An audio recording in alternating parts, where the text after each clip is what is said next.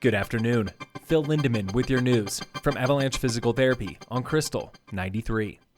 The next phase of Silverthorne's 4th Street crossing is underway now at 4th North. It brings another hotel, another parking structure, an outdoor climbing wall, pedestrian plaza, condos, and workforce housing.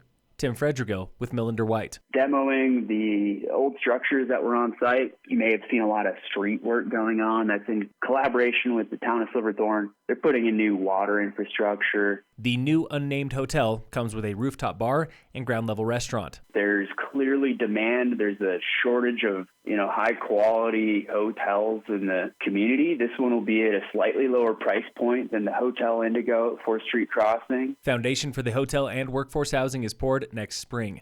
Foundation for the parking structure comes as soon as this fall.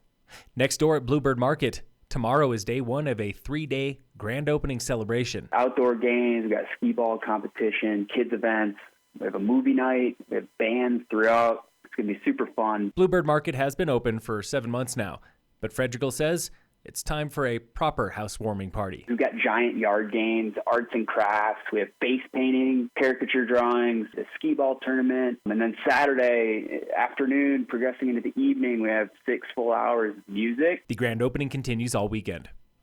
The Red Hill Fire southwest of Dots Arrow is 100% contained. Fire crews extinguished the flames yesterday afternoon, just 24 hours after that fire had burned 19 acres. No structures were damaged. Lightning is the most likely culprit.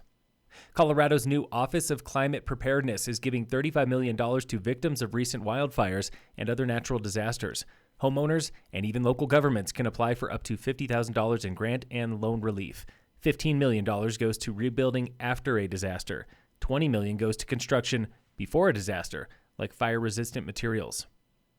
Summit's own O'Connor Brothers Band stopped by the Krystal Studios this morning for the world radio premiere of Mighty Fine. Now the boy asked me for directions to a place that he could disappear. Brothers Matt and Sean talked with Tom Fricke about their set list for tomorrow's free show at Dillon Amphitheater. We'll throw some old covers in every once in a while of like old blues tunes or something like that. But yeah, we're into playing our own stuff and just cramming it down people's throats, It's a free show tomorrow night. You don't have to be so graphic about it, really. O'Connor Brothers Band plays Dillon Amphitheater tomorrow with opener Hobo Village.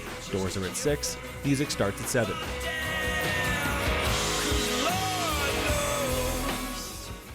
Local fire danger remains moderate today, with no fire restrictions in Summit. And in local sports, brought to you by Red Mountain Autos at their new location on Airport Road.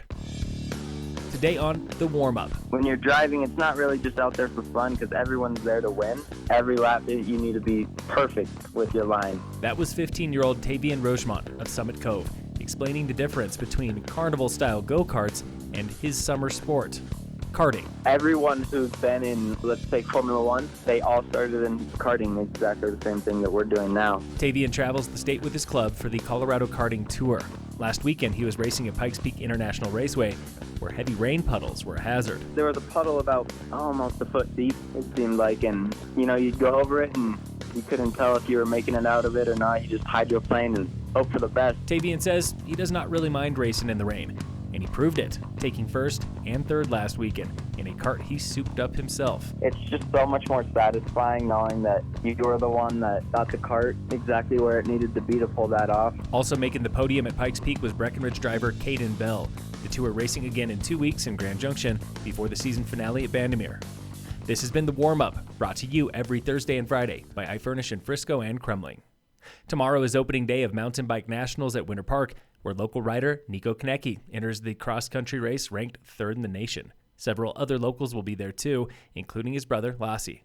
Nationals opens with cross-country tomorrow and Saturday, before the downhill Sunday and Monday.